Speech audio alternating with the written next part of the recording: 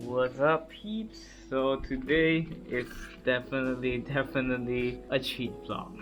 Not a cheat vlog, but a cheat vlog. Okay. So today I spent most of my time editing yesterday's video. I think today will be a very late upload. They can make it by today. If not, then I don't know. Should I continue? It's my 7th video, so this will be 8. Yay! Okay, so can't really think of anything to shoot today. I just took my day off from everything. I want to edit some pictures and then maybe I can right now. Should I? Should I not? But I haven't picked out the pictures yet lah, so it's really quite hard for me to edit. Maybe I show you guys how to like pick pictures. Wait, let me think. You probably know what we are doing today since you clicked in the video already. So, but now me filming this, I don't really know what do I want to do. Okay, so I'm gonna kill 2 birds with 1 stone. Not sure if the girls are okay for me to show them and show their pictures in this video, but then they don't really know that I do from YouTube, so probably in the future, I don't know, if there's like a lot of viewers in this channel, if this channel becomes something big, hopefully one day, I don't know. I mean, everyone wants that. Okay, so I'm gonna go through with you like some of my methods when it comes to picking pictures. Like everyone has their own style, own ways when it comes to picking pictures, selecting pictures, whatever. So I will be showing you mine, like what's my thought process when it comes to selecting pictures. So let me just open up QuickTime. So if you don't really know, if you're curious, I'm using QuickTime to screen record. It's not the best screen record system on Mac, but it's a built-in one, so and it's a free one, so I'm just gonna use it. Okay, so I'm recording the screen and I'm gonna show you guys what is this first. Okay, so sync. That's how I sync my video with the screen. So I'm gonna fire out Lightroom. I actually imported all of the pictures already, but I haven't go and like select the pictures. There's like over 1,000 pictures. I'm really bad when it comes to like I can ask a lot of my friends. In all my shoot, I always shoot a lot. Some of my professional friends, professional photographer friends, they usually shoot like 100, around 400, 300. For me, I usually double that. I usually go up to 800, 600, 700 like that. All of my shoot, and this one is no different. This one is 1,400 shoot, but this one is a client's shoot, so I have to make sure I get like what they want. Okay. So enough said, let's dig in. Okay, so what I always do is I put one of my finger on the 5 and then another finger on the right.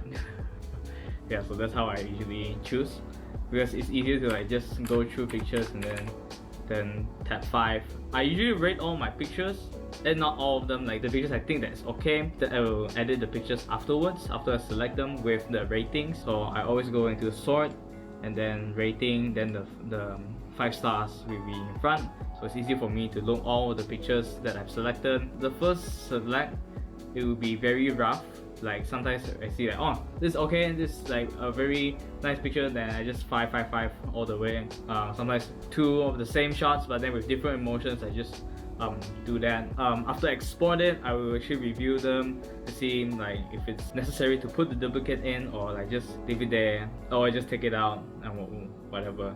But that will be like after. So yeah, that's one of the things when it comes to pictures. It's quite flexible for you to rearrange stuff. Like sometimes if you edit everything and then you can go through one by one, then delete them. But for videos, after you export them, if you watch everything, you have to re-render again, and it takes a lot of time. Okay, so when it comes, speaking of rendering, I'm rendering out yesterday's vlog today. Like right now it's 6 already, so hopefully I can make it before 12. Okay, so let's dig in. So what I always look out for is the focus, because this time I'm using a manual focus lens. I'm not using an autofocus lens. Because the bokeh, and then I have a manual converter for Nikon lens. I don't really trust the autofocus converter with my Canon. Sometimes it works for the 50mm last time, but then I don't really trust the autofocus for lenses from Nikon or Canon that you mount onto a Sony body. But if it's a native Sony lens, like maybe a third-party E-mount lens, then I'm okay with the autofocus. But yeah, so I always check the focus, zoom it in. It's too big. That's even bigger. Wait, check it. Is it okay? Okay, so it all depends. Like sometimes, like you see, there's a car at the back. It's not really good. It's like a really fun photo. Yeah, so this one looks okay. So 5. Yeah, maybe somewhere like this. This one's good as well. This one not the center. I don't know what's wrong with my, like, how to say, my metering that day. Like tend to go off center. Okay, so this one not dope shot. This one not too bad as well. This one okay. Yeah. I'm not sure if you would like this, but then it's gonna pick. Okay. Kind of off center, but then you can see there's like a lot of space here, but we should crop it.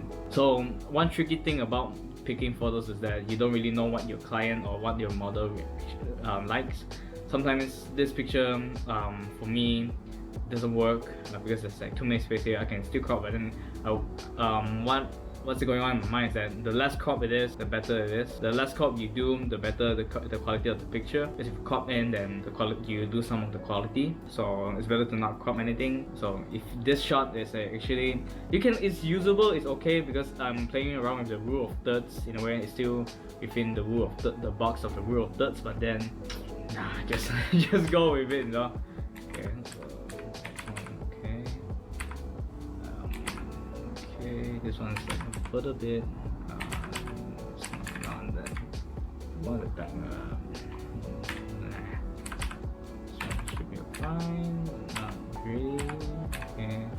This is actually one of my what do you call that? My signature style for shooting at carpentry. I always shoot this one. The last time when I was there, I was shooting this girl, I forgot what's her name already, it's a Malay girl, and then she was posing on that, and then like immediately got me hooked for this this area, this location. You can see like the dune at the back, and it's so cool. So this one's a little bit off, so this one is okay, can center a bit. Yeah, I don't know what's wrong. Is it my camera or is it like the Lightroom? Because like every time I import it, it tends to become a little bit like too contrast, but you know, I can still bring down the contrast after when I'm editing. But then when you're looking at the pictures, you want to see like the pictures you get from the camera itself. Like the picture in my camera for this picture, it actually looks very flat and neutral, so I can see all the details. Like, do I get the shadows, do I get the highlights, everything, so it'll be easier for me to like post-process it. But for this case, it's like it's all contrast. But then everything, I shoot everything in RAW, so it's easy for me to bring it back. But then when it comes to like selecting the pictures, it's like it's really like not that good. Okay. So let's open it in. Yeah, doesn't make a big difference. So okay. Oh, cool! Look at the lens play right here. Damn, that's dope. In fact, this style, it wasn't like, how to say, it was very out of the blue. Like, I just asked her to sit there and then put your hands on the table, just see how it looks like. Sometimes it doesn't really work. In my mind, it's like, nah, this won't work actually. But then like for all the shoots that I do, I always tell them to try, let's try this, let's try that. I probably should do a BTS of like how do I usually shoot my photos, like how do I interact with models and whatsoever. So just give you guys like a BTS of my workflow. This one's okay, not that great, but then okay. So this one has tipped down a bit. Yeah, tipped down a bit. Yeah, I'll probably just go with this. This would be better if she's somewhere near the door, but then probably can crop out the trees here. Nah.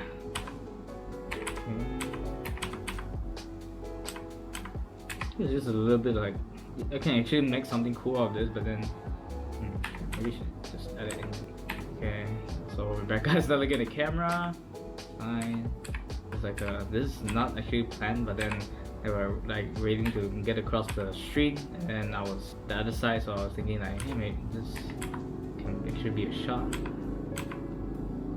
they're getting ready. Okay, so just gonna give you a quick tip. Like sometimes before they are ready, I always love to take like a few shots first, just in case, because that's like their natural form, and sometimes those natural forms are the ones that they are they're the best out of the planned ones, because after that they already reposition themselves, and then it's like all planned, and this one's more natural, so it depends. This one obviously like doesn't really work. But then, yeah, okay. To a little bit. Okay, but it's wider. Wait, let me check the focus a bit. Okay. Loading. Loading. Can't really tell. Okay, so one good thing when it comes to using like wide lenses is that it doesn't really matter if they are not tag focused.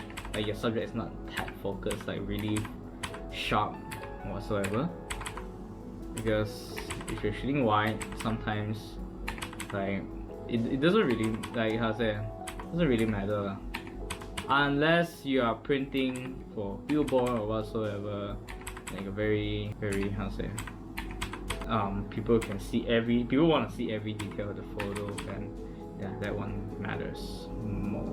Okay, so you can do something with this, not sure. This one's like actually okay, this one not sure they want this or not, but then okay, so if you haven't noticed yet, all of my shots, after 2 shots, I always move around. Like sometimes like I move up a bit, I move back a bit. So if you ask one of the models, they would tell you that I'm always constantly moving around, maybe just a bit.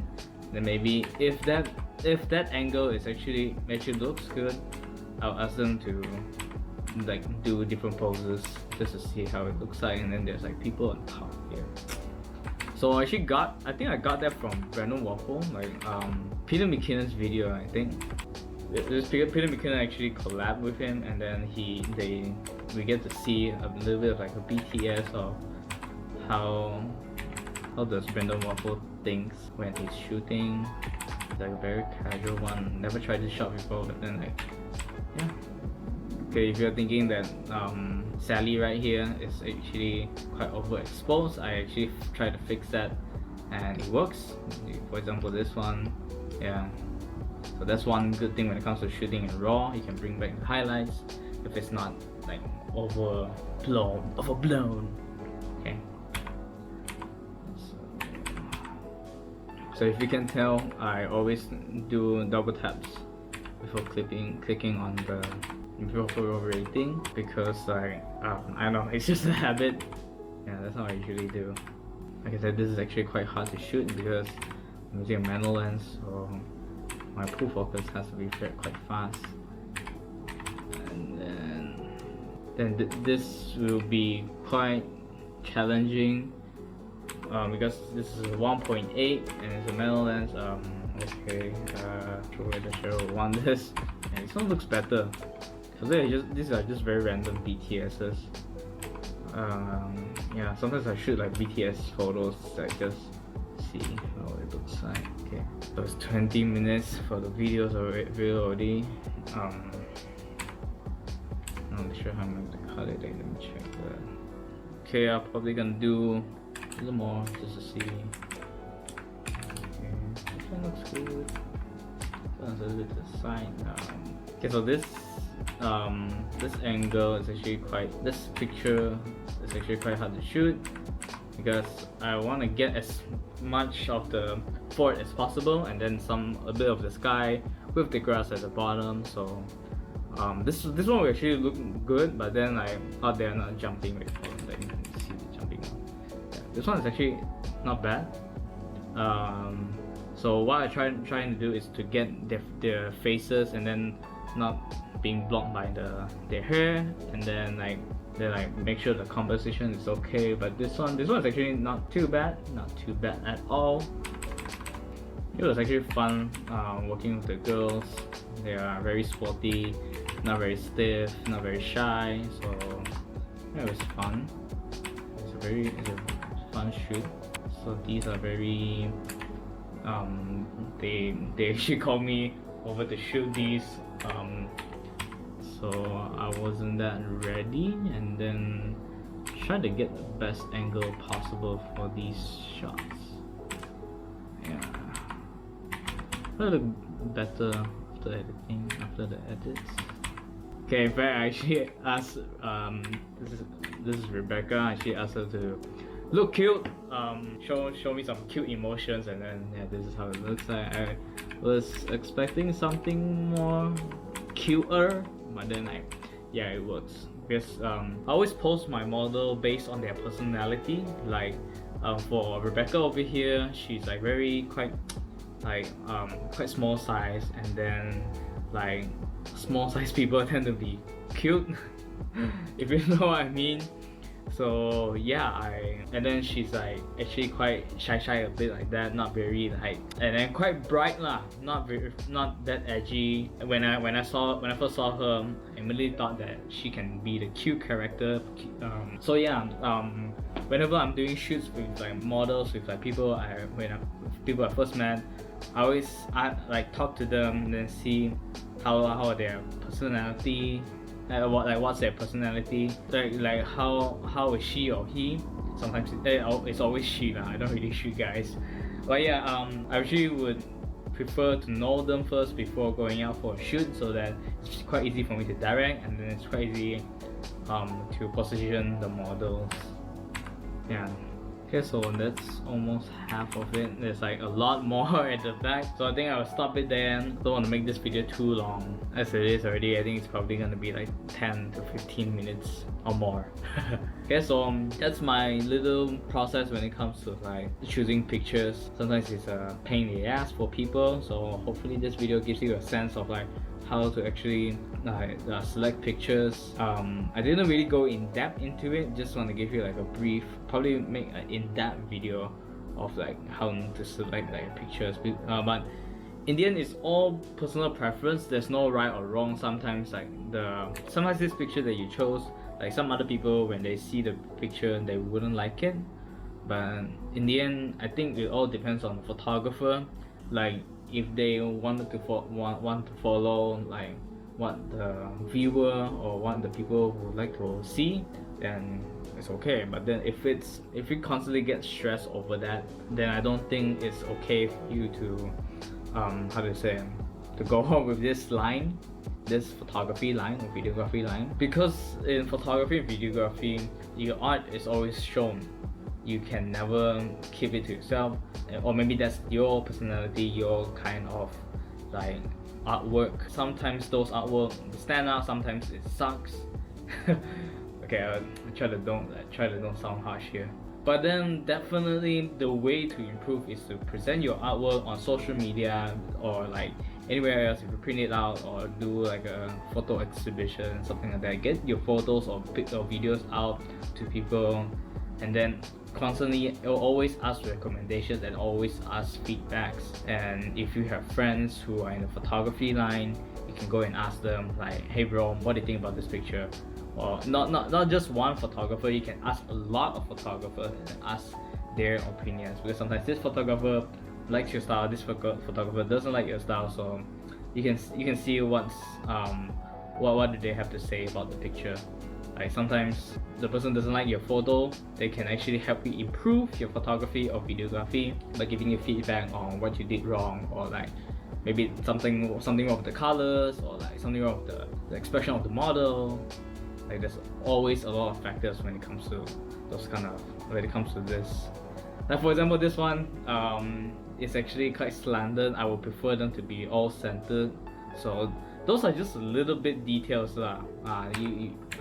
There's no one to blame for this. So sometimes for professional video photographers, they should bring out someone to the shoot to like actually look at the scene to see what's missing, like what are the details that the photographer cannot see. Because when I'm shooting this picture, for example, I was focusing on the focus and the composition. I didn't actually look into like all of their expressions, because if I look into all of the details, I will actually spend a lot of time into that one picture, which I could actually easily shoot those like basic pictures, then I can shoot something else.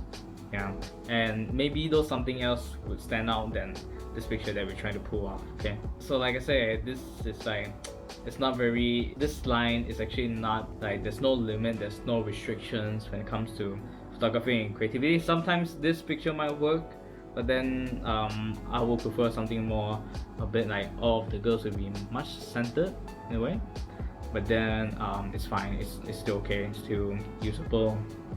So yeah, one of my reasons for going into this line of photography and videography is actually this: there's no limits when it comes to creativity. Like whatever you can think of, you can actually like create it, make it happen. And then there's actually no right or wrong answers for photography and videography. But definitely there are rules, but sometimes you have to use the rules for a purpose. Like let's say if I'm off-centered, there has to be a purpose. Like if the lighting is like from the back, that it has to have a purpose. If it's just mistakes, if those mistakes are avoidable, then that's something that you should take note of and then try to improve in the future. And then don't eliminate it completely. Make sure to keep that in mind. Then maybe you can make your own style, like using those mistakes, turn that into art. Yeah, I would say that for everything that we do, all the mistakes that we do, we can learn from them and then make them into art. That's why I chose to stay in this line of photography and videography. So thank you so much for watching this video. Hope you get a little bit of insight of my thought process when it comes to shooting these pictures and then choosing them. And then I'll probably go more into detail of like how do I edit these photos, like in future videos in the next few days maybe, I don't know. Yeah, but next few days will be quite hectic. So today I took myself a day off, but not exactly I do this video. So yeah, and then the dreamscape video, I will see how. I'll probably do it in Miri, because the next few days I will be prepping up for Melbourne. We're going to we are having like a family trip to Melbourne, so that's something interesting. And then hopefully I can upload videos over at Melbourne, but then we'll see how, because not a lot of convenient spots to use like the Wi-Fi or like mobile data. So we'll see how. I say we see how a lot of times. So thank you so much for watching this video, and remember, #be different, and then don't stop and keep on creating. And then see you guys tomorrow. I apologize for yesterday's upload, if you guys watched yesterday's upload. Okay, see you guys.